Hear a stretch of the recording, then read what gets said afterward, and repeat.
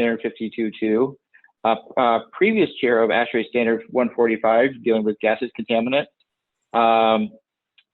also a voting member of ASHRAE Standard 185, which deals with evaluation of UVC devices.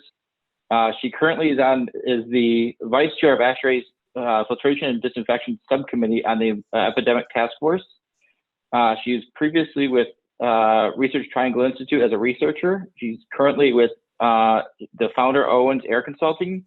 In 2019, she became part of the ASHRAE Fellowship, and she's also in 2019 received ASHRAE Distinguished Service Award. So, Kathleen, thank you for taking the opportunity to speak with us today. I will also take myself off and mute myself, and I'll come back on when you're done. We'll take some questions afterwards, and we'll hold questions until the end.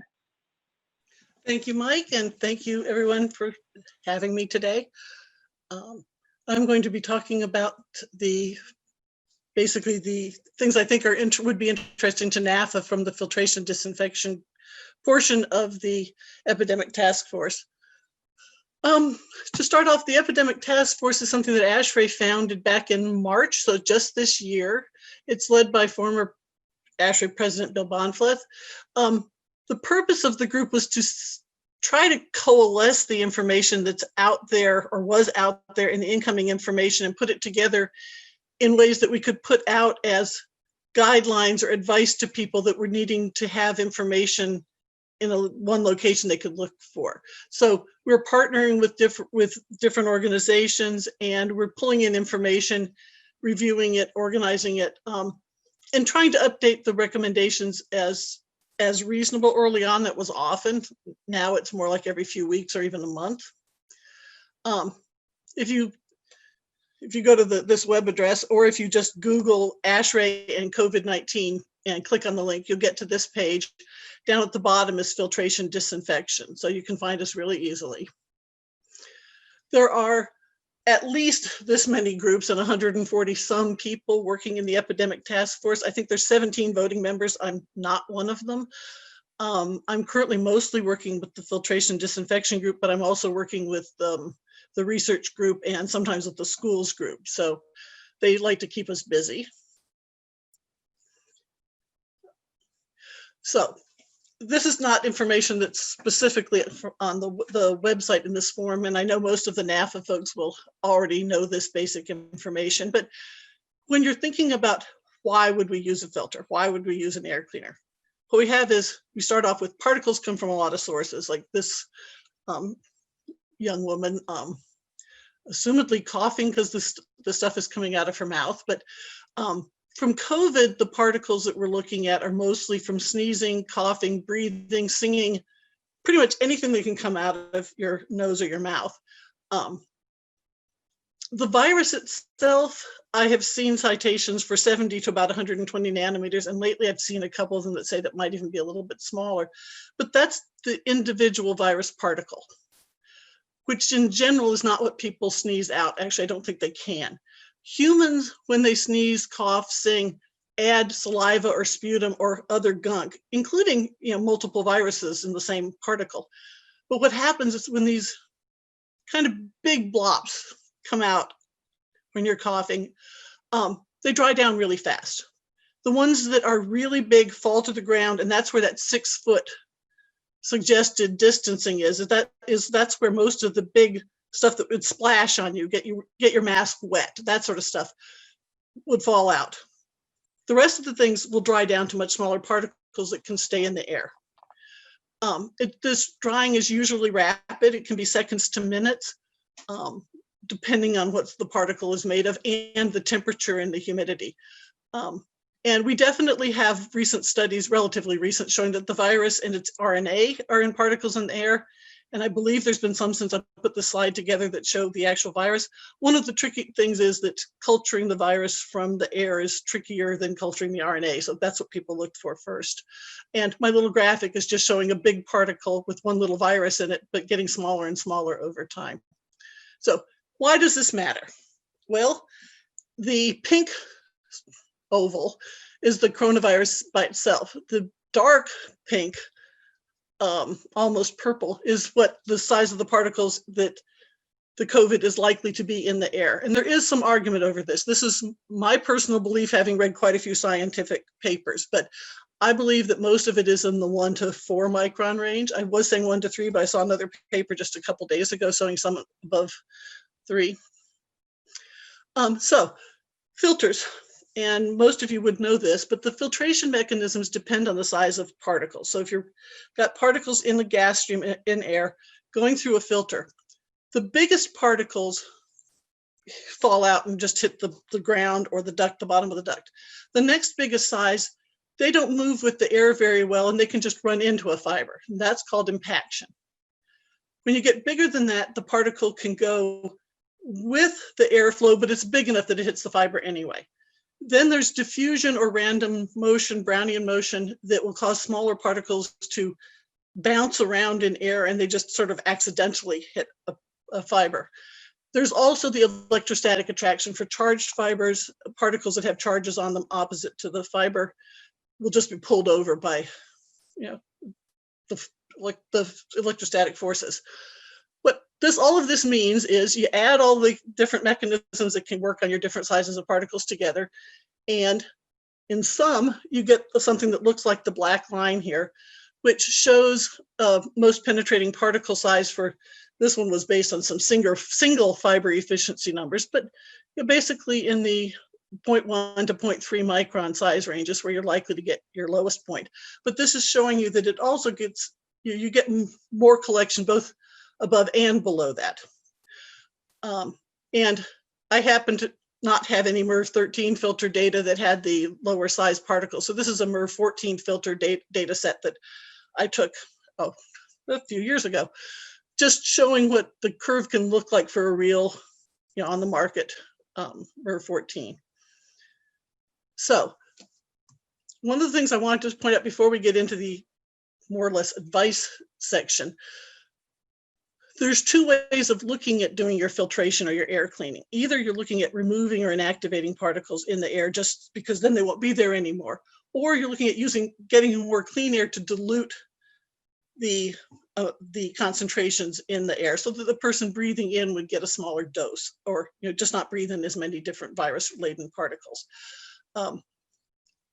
So it's really the same thing, but if you look at it from both directions, it can tell you why this could be very important. Also noting that early on with the ETF, most of our advice was turn off your HVAC. We don't know if it's going to send the virus to various locations and hurt people. They said, use only outdoor air. Well, over time, of course, we learned a little bit more that, masks were more important than your air filter. And we remembered that as we hit summer, that we needed to be sure that people could have air so that they wouldn't be too hot and then in the winter too cold. So we backed up, use enough outdoor air to meet code, and more if it's nice weather for you and the air outside is clean of other things. But take into account that you have to use your temperature and humidity to be comfortable and just productive. Note about my content. The slides that have white backgrounds are taken directly or very closely based on what's actually up on the ASHRAE website. So I've used a different background just to not claim it as being my original content. And 2 pictures of filters just because. This is the front page for the filtration and disinfection. I just put this up to show you that we have a lot of different topics. Many of them I'm not hitting on today, but if you're interested in the other topics, go to the website and read the page. And again, I want to make sure everybody does understand this is a group of people that got together and did our best to put advice together. This is not legal documents, it's our best recommendations. They do change. They are not mandated unless somebody, does it separate from ASHRAE. So, this basically is up here to say that take care. There could be some risks associated with handling filters, but standard PPE should work fine. Don't be massively afraid of your filters. Just wear disposable gloves, eye protection. And as soon as you pull the filter out, put it in a bag, close it up and get rid of it. Don't do the normal sitting it in a corner and come back in a week. So one of the things we were asked early on is how do we feel about leaving filters in longer so people didn't have to worry about touching them. And the answer that we came up with is that it's fine to leave filters in longer, especially if you're in a location where you already know that you don't normally hit a high enough pressure drop in your normal change out time.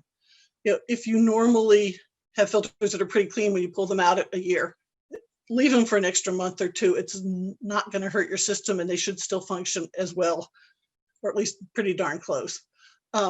There are some suggestions for if you want to disinfect the filters, but I don't know if anybody's actually doing it. Putting it in the trash bag should work fine. Wash your hands when you're done. So, modes of transmission. The COVID-19 is thought to mainly spread from person to person through respiratory droplet, big stuff that gets breathed out and hits people, gets in their mouth, gets in their hands, and then to their face. That's the part you need to worry about the most. After that, we do believe that there is some, at least, aerosol transmission.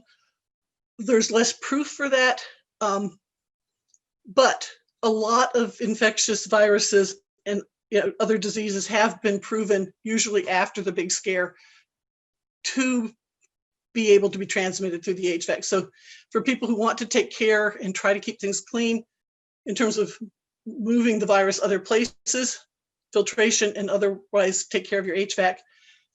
And whatever you do, if you're diluting what's near the people, that's good for lowering doses. 2 statements on airborne transmission, basically saying that we think it's likely. So mechanical air filters, this is what most of the people I think at NAFA probably think of when they think of filtration. Our recommendations for mechanical air filters, and noting that this doesn't even say it's a recommendation, it just says MERV, MERV greater than 13 are efficient for capturing airborne viruses. And note, it doesn't say perfect, it says efficient. MERV 14, of course, would be better. HEPA would capture more. One of the things that we put up is the note that some of the filters have electrical charge applied to the media, and therefore maybe a MERV 13 when you put it in, but a much lower efficiency later on. So I recommend that you use a MERV A if you can get it as the rating. If you can't, use the MERV 13, because even if it drops, it's likely to be better than a MERV 11 that also would drop. This is one of the reasons why we say that the MERV 13 filter is efficient. It's required to be 85% at the 1 to 3 micron range, which is at least where a lot of us believe the majority of the virus-laden particles will be. And 85% isn't perfect, but it's a lot of it. This is a chart that we put up to come up with some idea of, if you don't have the MERV rating, what other numbers can you use? And basically, if you're looking for a MERV 13, use an EPM1 filter if you just have the 16890 rating, or a PM sub 52.2. That didn't get subbed in my slide, but in the 75 to 100 range. And again, if you use this table with the MERV A instead of MERV, you'll get better correspondence, because the different tests test different things. Another set of questions that came in a lot early on was, wouldn't HEPAs be the only things that would be effective? And that was mostly from people looking at 70 nanometers on the charts and saying that they needed 100%. So not only are you actually looking in a bigger size range, you're also not necessarily requiring 100% efficiency, because that's not remotely practical for most places. HEPA filters have a lot of, well, you can't just stick a HEPA filter in a system without putting in casing, putting in new fans. There's a lot of reasons you can't, but we put this in to show people what the HEPA filter does and how it compares to general MERV filters. And this is my red dashed box showing, if you're looking at a MERV 13 filter, MERV 14 filter, they're up in the high end of efficiency by the time they get up to the size of, or to within that box. And another slide on HEPAs. The advice here that we came up with is because a lot of people, and remember, we're trying to give practical advice, not heavy duty retrofits or design your new building type advice. If you can't put a HEPA filter in, if you can't put a higher level MERV filter in, there's some other options. You can look at in-room or portable HEPA air cleaners or high MERV filters, pre-assembled systems. There's other ways to get that filtration into your space, possibly only into one room. But remember that if you can't do one option, there's other options that you can look at. And sometimes you'll need more than one option, but you can improve your situation. Nothing will be perfect, but improving it is likely to be beneficial. For one thing, if you catch more of the PM 2.5, you've reduced your PM 2.5 in your room, and that's good for breathing. This is another explanation for part of why we thought that the MERV 13 was a good place to go. Besides being above 50% in the lowest sizes and 85% or better in the medium-sized particles. This is a paper, and I'm sorry the graph is bad, but it's the copy of the picture that I had. It shows for, I believe this was influenza risk reduction, that there was a pretty stunning bend in the curve at MERV 13 where the efficiency, the efficacy didn't go up as much for the cost. So that lent us to kind of feeling like a MERV 13 was a reasonable suggestion.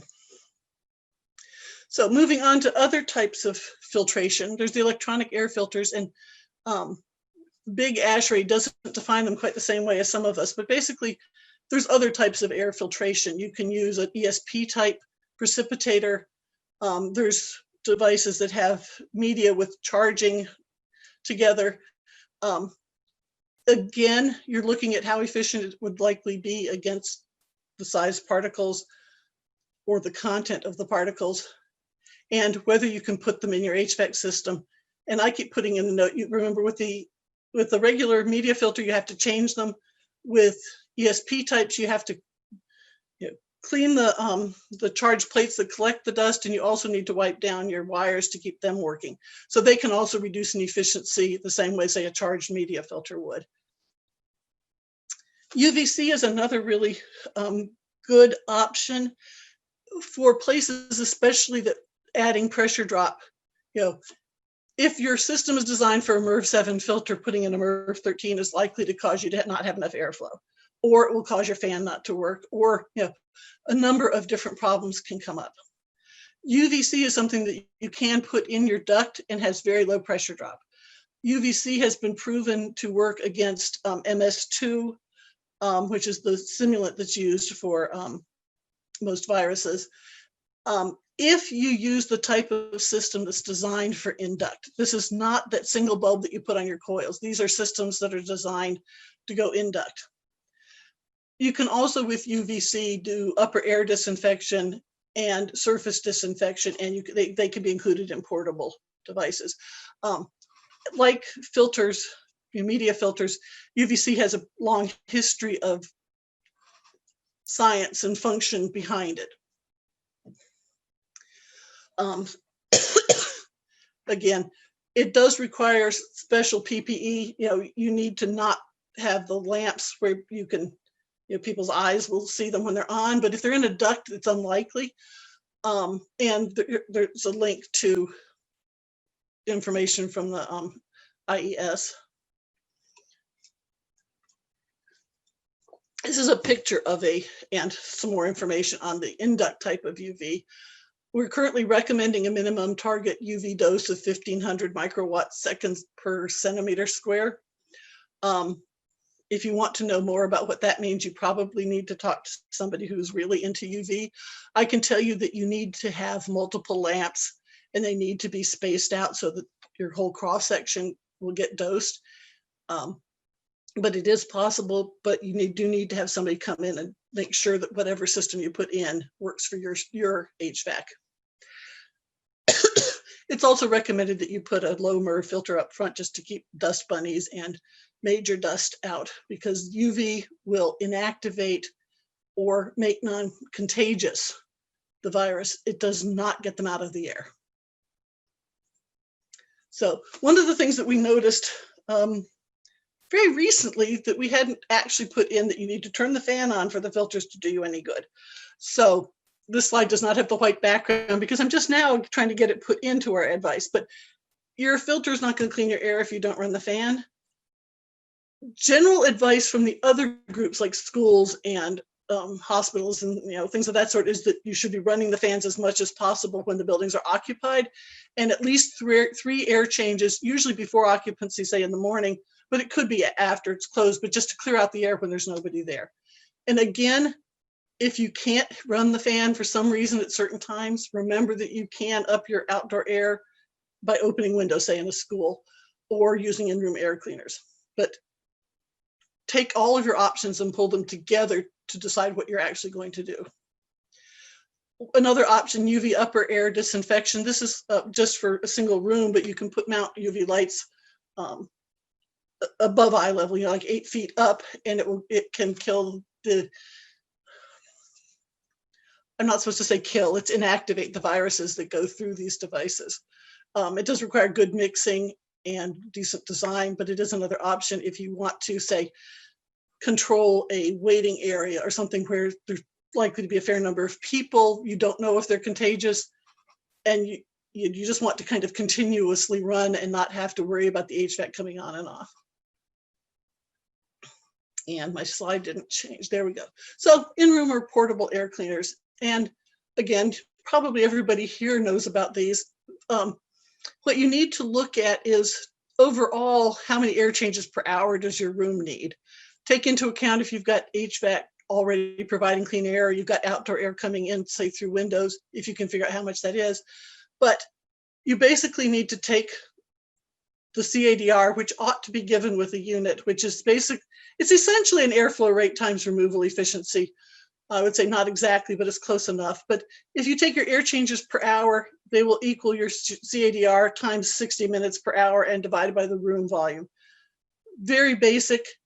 Then you can figure out from that what CADR you need for a device that you want to purchase, or if you want to purchase more than one device for the same space, split it. If you need 300 CFM, you can get 250 devices and put them in different locations and spread out the air.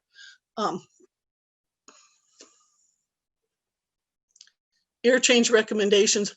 I have heard all sorts of things, and there's a lot of discussion going on with the ETF and I think other people, but today I talked to somebody who was recommending 12 air changes per hour. I've mostly heard 3 to 10. I believe 10 is often used for healthcare.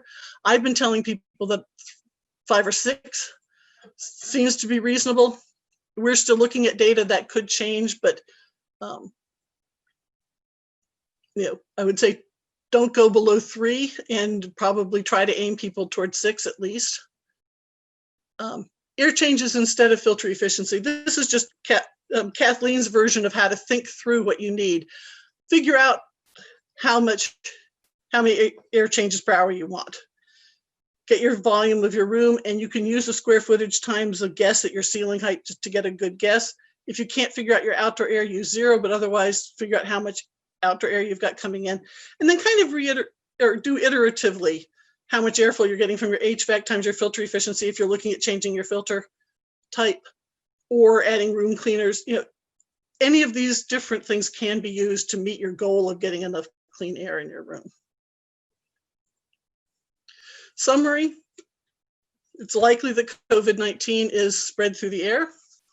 Air cleaning can help mitigate disease transmission by removing the virus and by diluting it in the air. The options for air cleaning include HVAC systems and in-room devices. The filters that are recommended by the ETF, and remember this is advice, are the mechanical air filters, electronic air filters or air cleaners, and UVC. Care and judgment should always be used if you don't know already what you're doing, and especially if you're adding like UV to your system, you need to have somebody who understands what they're doing.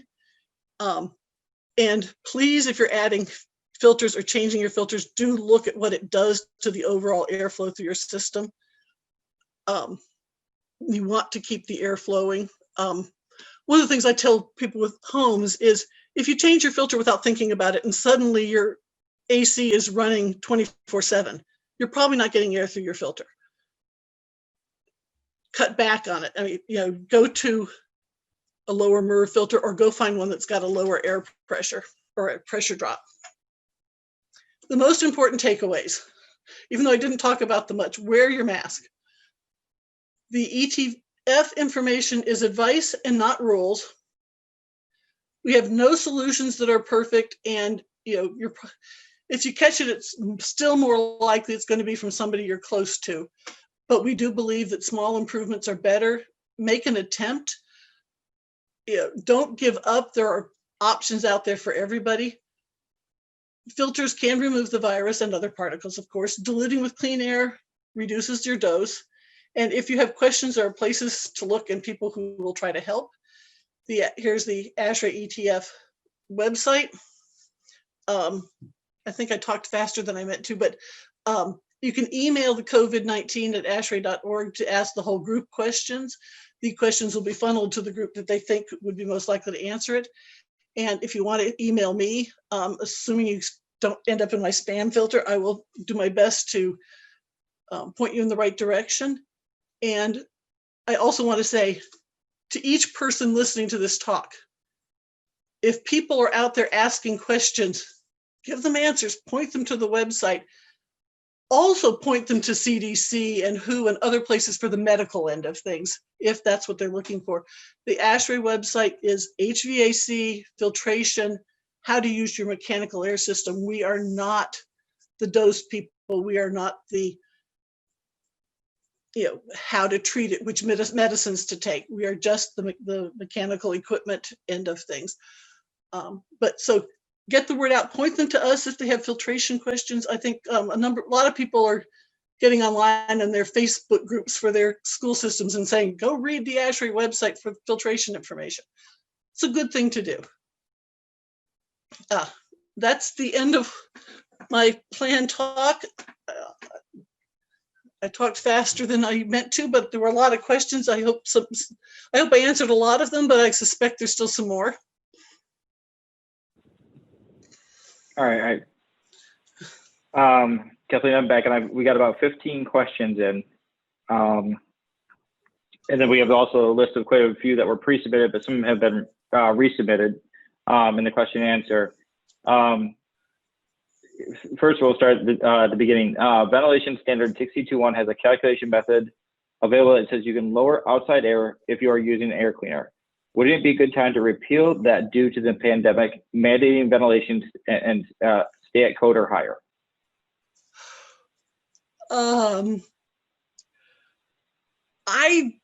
Let's say this is Kathleen's answer. I don't think we should repeal it, but I think most people should probably err on the side of putting in more outdoor air if it's practical for them.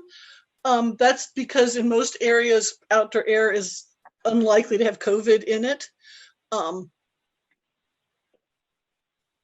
With regard to any other contaminants, it still seems like a rational approach to me.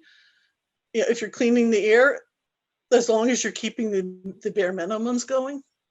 But I'm not, at this point, the ETF is looking into things that we might want to change going forward, suggestions we might want to make coming out of this for what we're thinking of as being to be prepared for the next pandemic.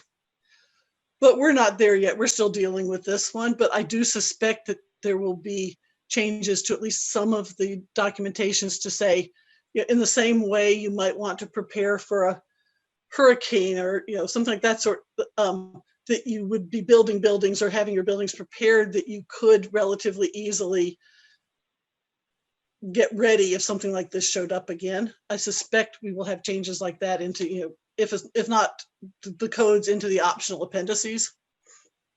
Hopefully that came close to answering. I guess I can also add a little bit of that from my ASHRAE background. Changes to a formal standard like 62.1, which is ANSI approved, takes months, if not longer. So yes, they can't formally change that without going through public review, you know, and publication and things like this. So changing that standard is not a quickly or easily done thing under the circumstances. So very true. another next question. Question on mask uses. CDC study has a study in May of this year regarding influenza transmission and face mask use. We did not find evidence that surgical type face masks are effective in reducing laboratory confirmed influenza transmission, either when worn by infected persons, by source control, or by persons in the general community to reduce susceptibility. However, as with hand hygiene, face masks might be able to reduce the transmission of other infections and therefore have value in an influenza pandemic when healthcare resources are stretched. If you want to read that, Kathleen, it's in the question and answer. I think I need to, yes.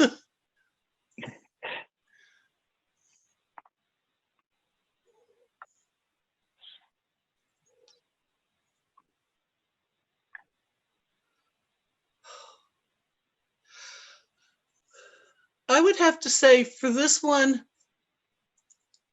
I'm not a health expert. All I know with the masks is what I've read and what I've been told. And, you know, I'm quite willing to believe, say, the CDC and other people who are saying that they work. One of the reasons I believe that they work, even the relatively flimsy ones, work to some extent because if you remember that picture, the woman coughing, that those big glops, even if your filter doesn't catch little particles, it can catch that stuff and then it dries in your mask near you. And if you're the one that's infected, that means it's not getting to other people. And the worst it would do is gross you out. But it will keep a lot of that wet, gloppy stuff from getting out into the air and drying down to where it could get to other people. Okay.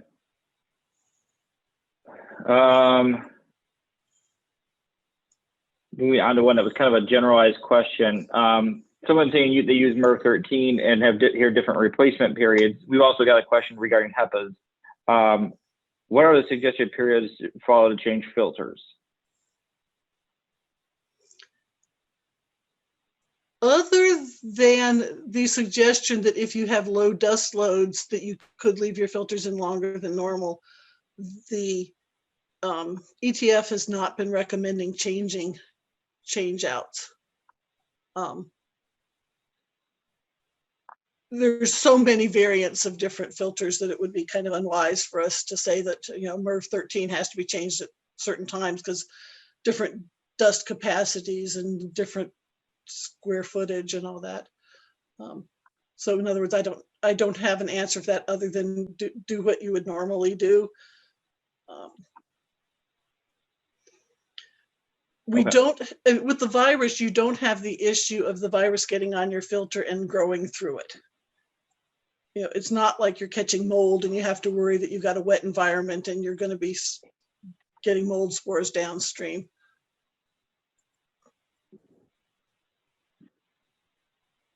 Let me find, sorry, thank you. There is, one of the questions came up about CADR in your presentation, and this may have come from the Epidemic Task Force, but do you know which of the 3 CADRs they're referencing? I believe most of the people are doing the ones that's just for the straight particles, but at least from the ones that I've seen, they're often fairly close. If it were me and I was making the decision, I would use whichever one was lowest. But so no, the ETF does not have standard recommendations. We currently have a group of us working on some guidance for choosing in-room air cleaners, but we haven't got the document ready yet. We're still fighting over things like that. Okay. There's a lot of questions regarding ionization, bipolar ionization. The one that's in the Q&A, but I'll get to a few pointed questions. Is there valid authorized long-term safety data on ionization units? Where could they find this? Also, what is, somebody had asked, why is the Epidemic Task Force recommending BPI without a test method regarding them? And does ASHRAE have a formal stance on them? Okay, let's see, that's several questions. We had one time where a draft that hadn't been meant to get out, that had a BPI was recommended in one page, got through and got posted, and it shouldn't have. Should not be a recommendation on BPI within our documentation. We do find that occasionally we make mistakes when we post things, but because I figured that might come up, I brought along the things that weren't quite filtration. What we have said is basically that we do not have convincing, scientifically rigorous, peer-reviewed studies or, third-party independent lab tests that give us enough guidance to recommend these types of devices, or to say that we don't recommend them. We've had to leave it up to the manufacturer. There's several reasons for this. One of them is, even if you just take bipolar ionization, there's many different devices and there's not enough information out there to say that they all work the same. And I mean, the manufacturers say they don't. So it's very hard to count them as a category. But mostly we can't find the data. We have been looking, if anybody does have data that fits into this category, we would like to see it. We also are recommending that talk to the people, look at the manufacturer's data, be sure that any data you look at gives you information on efficacy, what happens to the virus, what kinds of stuff comes out of the units that could be harmful. I'm not saying they are harmful, I'm just saying you need to have information on it. But some of the systems do emit ozone. Many of them don't, but a lot of people do at least have that data. If you're going to look at BPI, corona discharge, any of these other devices that we just don't have the history with, you've got to look at the data. And maybe if you're buying it, you can get more of the information than I have been able to see.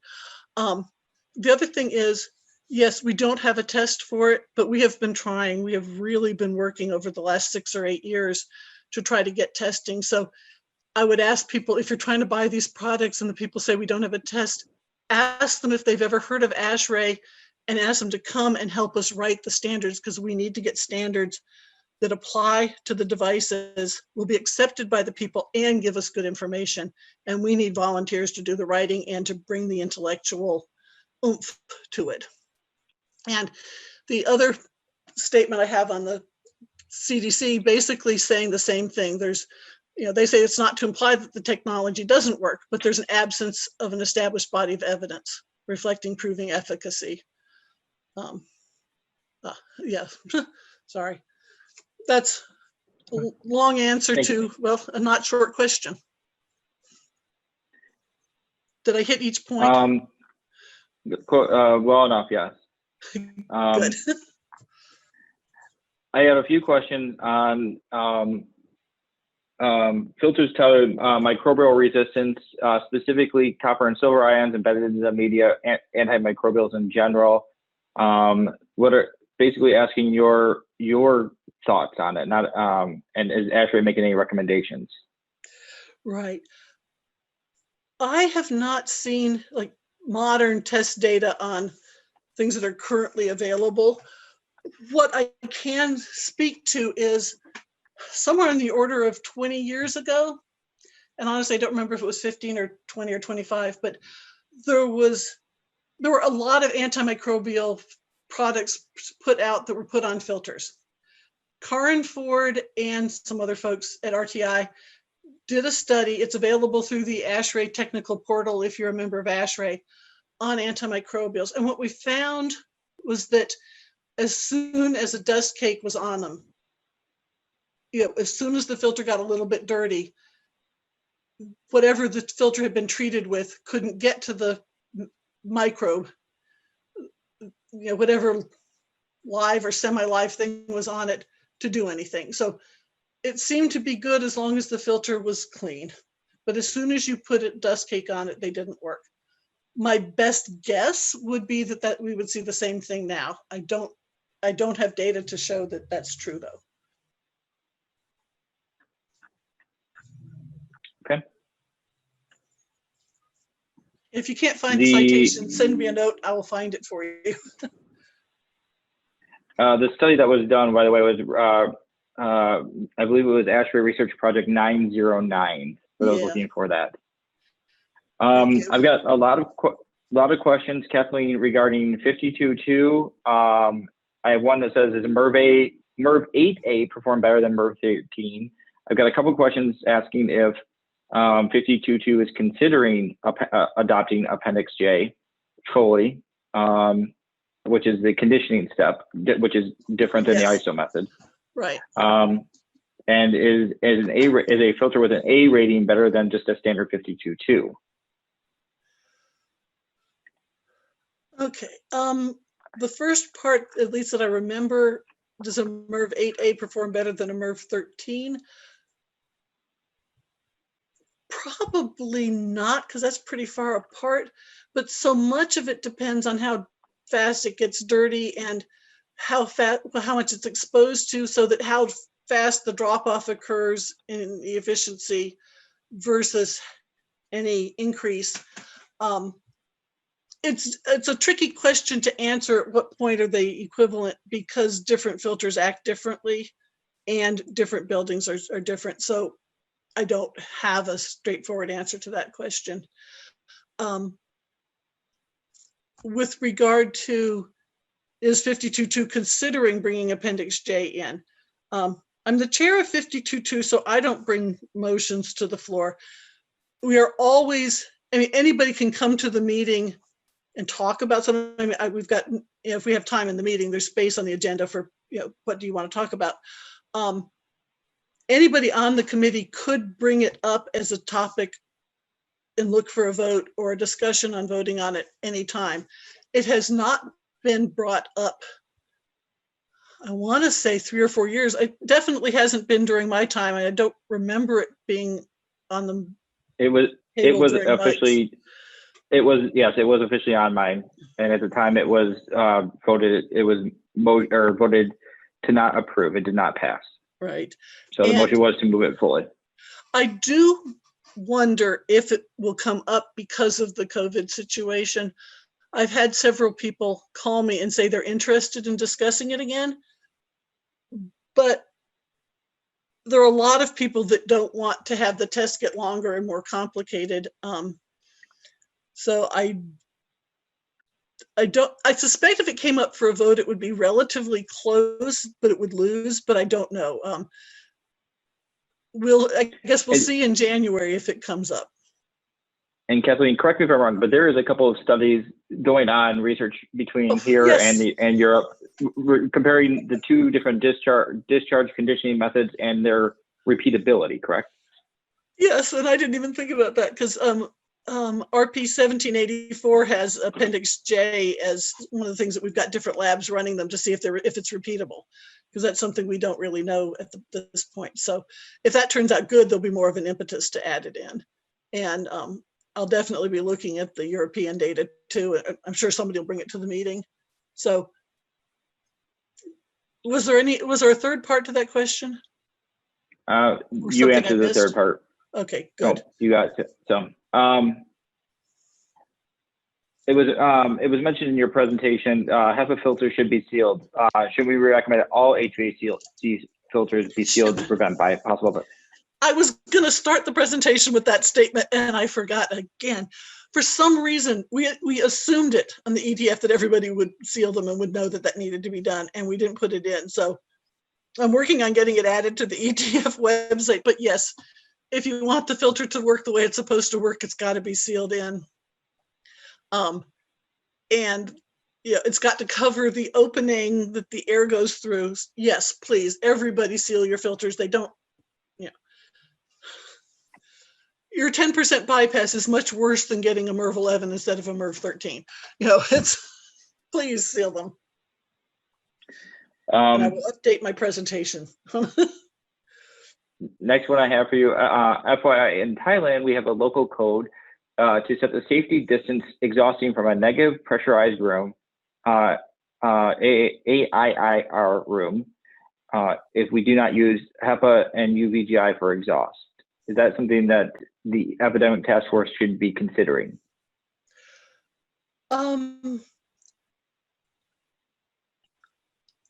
I would think that considering would be a good idea. I don't know what advice there is in the, there is a section on the ETF that I haven't read as thoroughly as I could have on health type facilities. There may be guidance in there already. I don't remember seeing it, but it could be there. But that would be where you would look for something specific like that, because that's the venting of them in the organization. And it's, I mean, other than to say that you need negative pressure to help contain things, that's outside of my knowledge.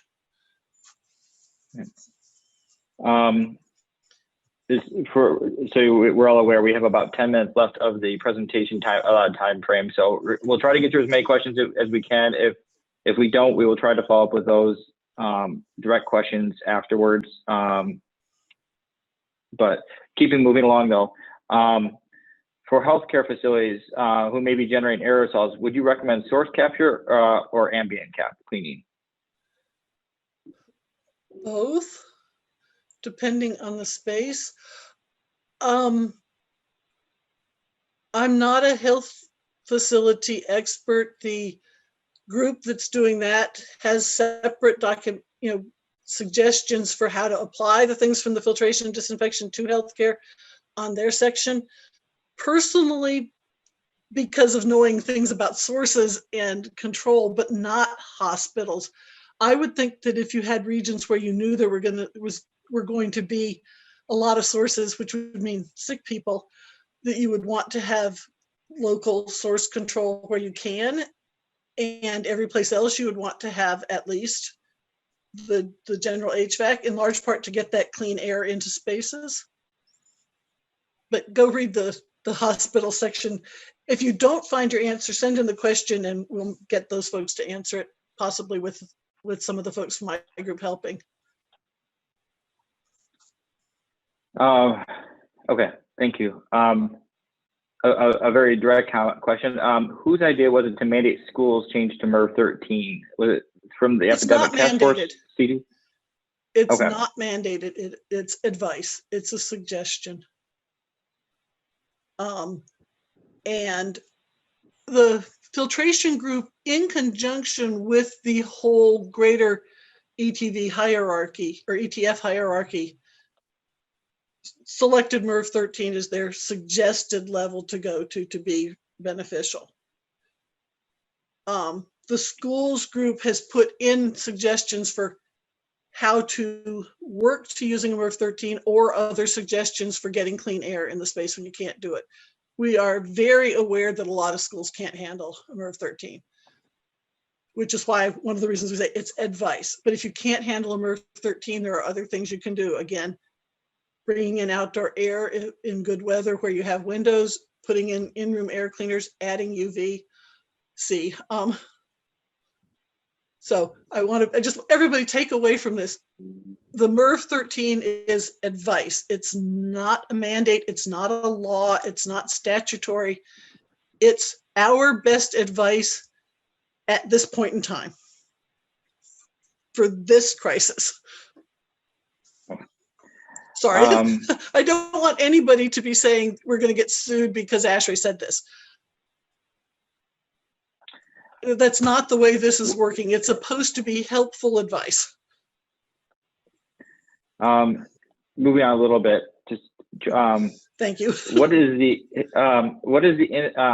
Is there an institute that certifies HEPA or other filtrations? Is IEST the method to be followed? Many manufacturers do not list what protocol followed to test their filters, especially with portable air purifiers.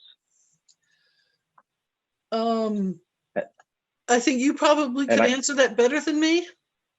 I probably could. There are the IEST method recommended practice 1 references multiple types of HEPA filters.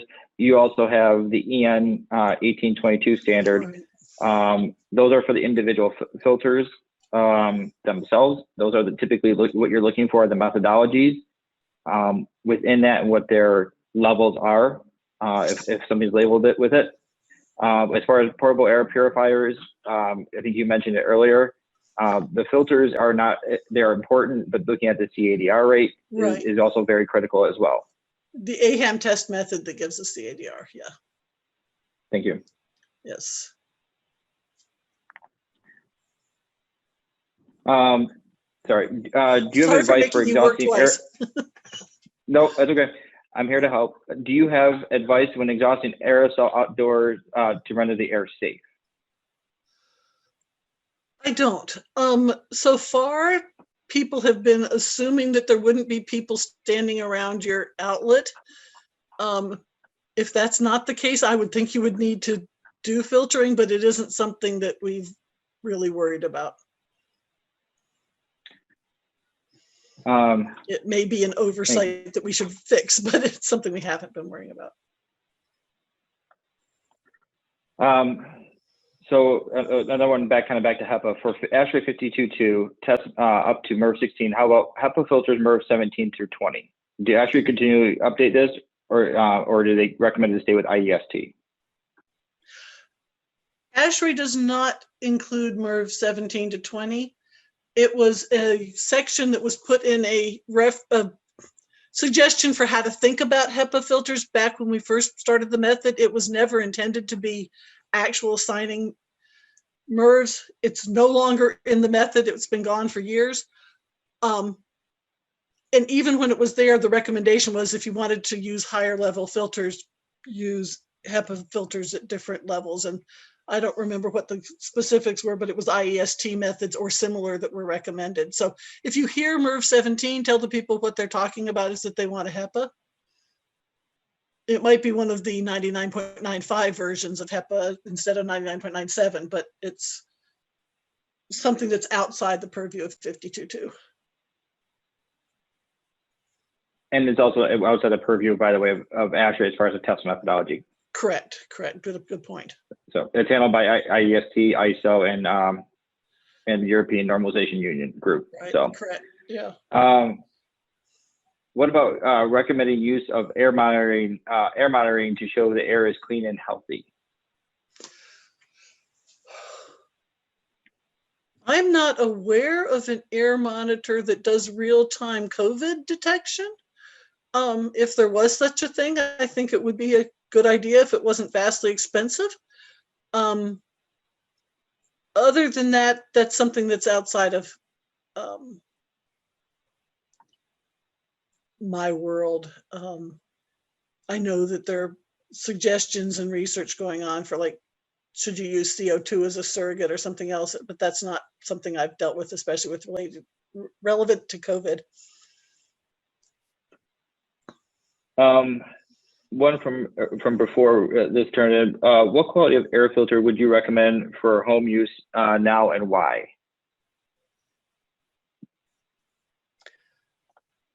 I recommend that people look at their system and try to figure out what they could manage. My home has a system that comes with a MERV 10 and a optional filter that's a MERV 13 that's supposed to work with the same system in the fan. For me, I think I put the MERV 13 in, although actually it's sitting on the stairs and I need to put it in because I got a new one just recently. For people who currently have something like a MERV 6, they probably can't upgrade, and the answer would be, if they have, say, a flat panel, see if they could up, from a flat panel MERV 6, they probably could take a lightly pleated MERV 8 or 10.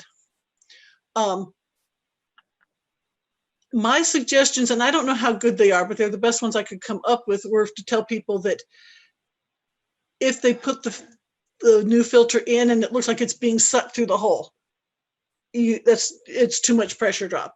If your fan keeps running all the time and you're still not meeting your temperature control, you're not running enough air, you've got too much pressure drop. So I would like to see people get to MERV 13. I don't think it's very possible for most people, but a lot of people, at least in temperate climates, can open windows. If you don't have too many allergy problems, or you can do that. A lot of people who think they might have a sick person, but they don't know for sure, get a air cleaner for your living room.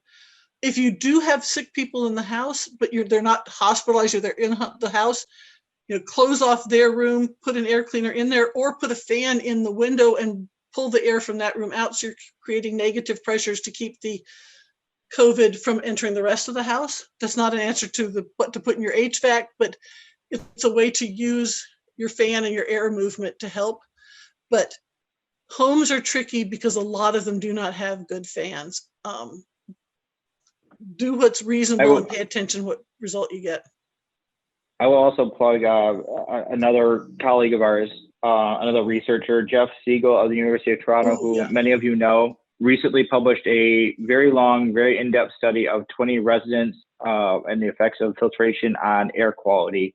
That should be available on the ASHRAE website now, and is a very good read. He also did a short write-up a few months back on the same subject, so within the ASHRAE journal. So both of those should be available online if somebody's looking for it.